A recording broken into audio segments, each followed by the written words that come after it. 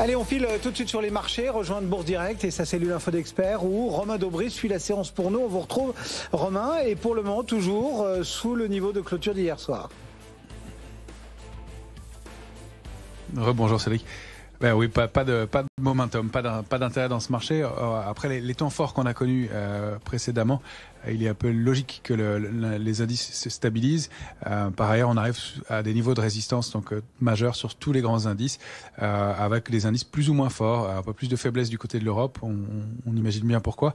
Les indices américains qui se montrent assez solides en effet, et un indice S&P qui vient s'installer par exemple dans sa zone 4535, 4630, et dont on va voir s'il va pouvoir la préserver et éventuellement la déborder. C'est vraiment une situation d'attente.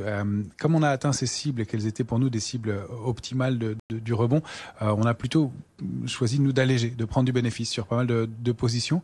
On conserve un solde et une exposition sur les secteurs les plus forts du moment, tout ce qui est lié aux énergies, aux matières premières de façon générale.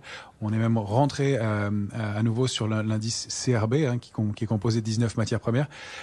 Et puis on est toujours positionné et on se laisse porter sur l'indice d'énergie renouvelable, pardon, autant pour moi, d'énergie renouvelable. On voit que les parcours de valeurs comme Neoen ou Voltalia sont assez porteurs malgré des déceptions récemment pour Voltalia.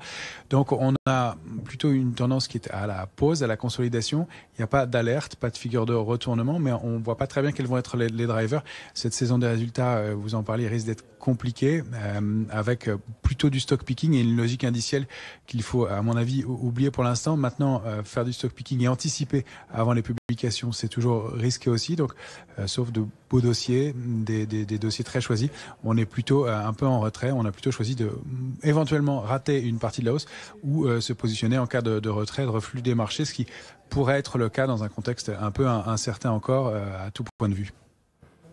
Voilà donc quelques idées à avoir en tête. Merci beaucoup, Romain Daubry et la cellule Info de Bourse Direct qui régulièrement nous accompagne pour suivre les évolutions